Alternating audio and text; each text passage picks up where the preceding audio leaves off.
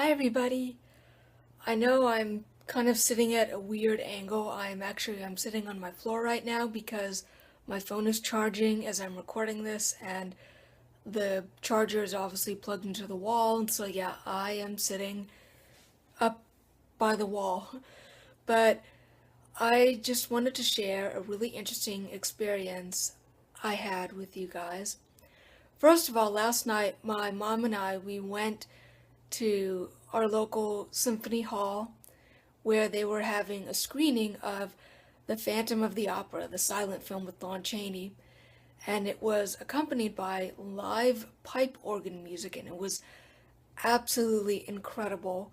Just a wonderful evening.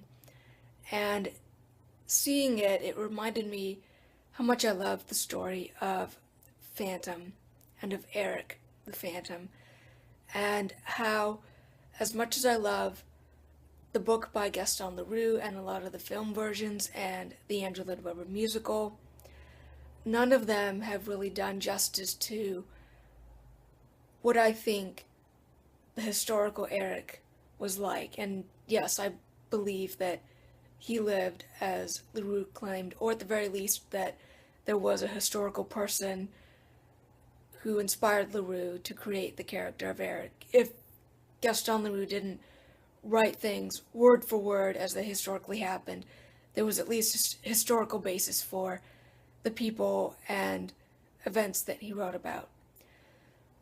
And for me, Erik, when I first encountered the story, Erik jumped out to me as a character who is a cautionary tale figure.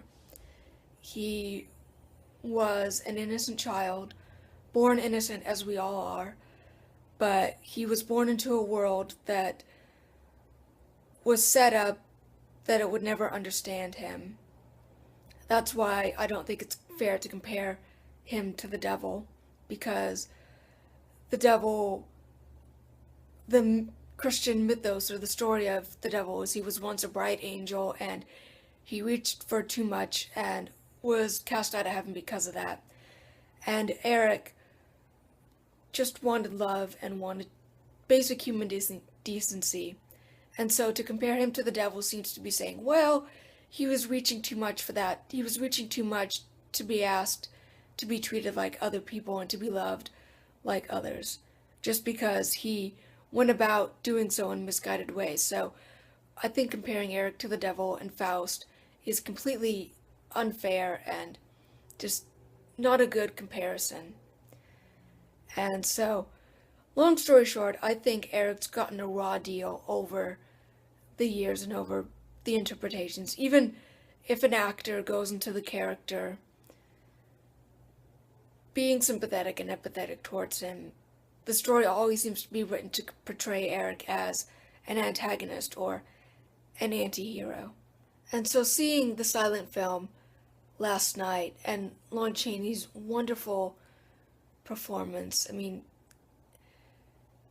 his is the best portrayal of Erik that's ever been portrayed. No one has ever come close to him, despite all the wonderful actors that came after him who have portrayed Erik. But so seeing Lon's wonderful performance last night again on a giant screen, accompanied by amazing live pipe organ music, reminded me how much I love the story and how Erik has reached out to me and touched my soul in a way that I didn't think I could ever really put into words.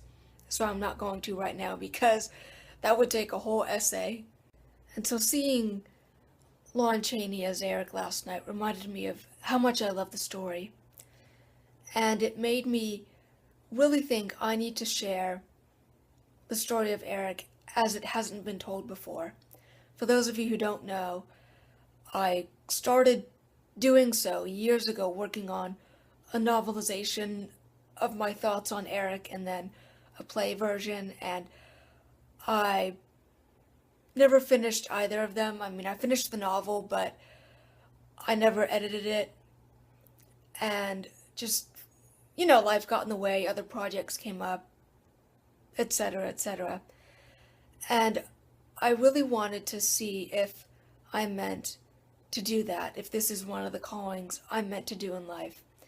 And so I sat down to meditate on this, and I cast a circle, as I always do before meditation, a circle of protection that only lets in good, positive energy and positive messages from the angels and spirit guides and whoever I call upon. So I cast a circle and I did a cleansing meditation, and then I asked Erik, I said, Erik, am I meant to reveal this side of you that hasn't really been seen yet, this side of you that shows that you're a child of the divine, as we all are. You're a child who wanted love, as we all did, and you're not this monster, this over-the-top monster that you've been portrayed as. Yes, you may have had your psychological issues when you lived on Earth, but you're not this over-the-top crazy villain that you've been portrayed out to be. So if I'm meant to reveal this side of you that hasn't been seen before, give me a sign and show me who you are. And immediately after I asked these questions, I sensed the answer of, a very strong answer of, tell my story so others don't repeat it. And even as I just said this to you, I got chills. Tell my story so others don't repeat what I went through. And that sounded exactly like Erik. Erik went through so much hardship, and the whole point of adapting his story, however it's adapted in film or music or as a musical, is to tell people, hey, society, don't judge a book by its cover. Because if you do that and you treat somebody as a monster from the get-go, they're going to eventually turn into a monster. So that was the experience I had. I immediately felt Erik's presence and felt him say to me, tell this story, show this side of my face so that others can see it and understand me and not repeat the same mistakes and not repeat the story that I went through, whether that's someone mistreating someone or someone buying into the messages that mistreatment sends to them. That's what I think portraying Erik as a Faustian tale is really meant to be. Not that Erik sold his soul or something like that, but that Erik bought into the mistreatment that society showed to him and became the very thing that society thought he would be. You know, he sold his soul in that respect of thinking, oh right, if they want a monster, I guess that's all I can give them. Because no matter what I do, no matter what kindness I show them, if I reach out wanting love, seeking love, they'll never see that. So fine, I'll be the monster that they assume I'll be. That's the real Faustian element to Erik, not this whole traditional Faustian aspect of him, not like the Robert Englund version of Phantom. And yes, there's a film version that has Robert Englund, Freddy Krueger himself, as the Phantom. And to be fair to that film, that's the only film that I can watch, and within the context of the film itself, I can buy the Faustian element. Any other stories that try and pull it off, I don't think pull it off as well. Except for Phantom of the Paradise, but even then, that's kind of a goofy, lovably goofy 70s spin on the story. That's the message I received from Erik in my meditation today, and what I felt when I saw the silent film last night, which was so wonderful. And Lon Chaney was such an amazing man. There needs to be a modern biopic of him. There was one with James Cagney, which was heavily sanitized, but it's a guilty pleasure for me. And even with the material he was given, I think James Cagney gave a wonderful performance. But yeah, Hollywood, get on that. Tell Lon's story, because it's a wonderful story as well. But I just wanted to share that experience with you guys, and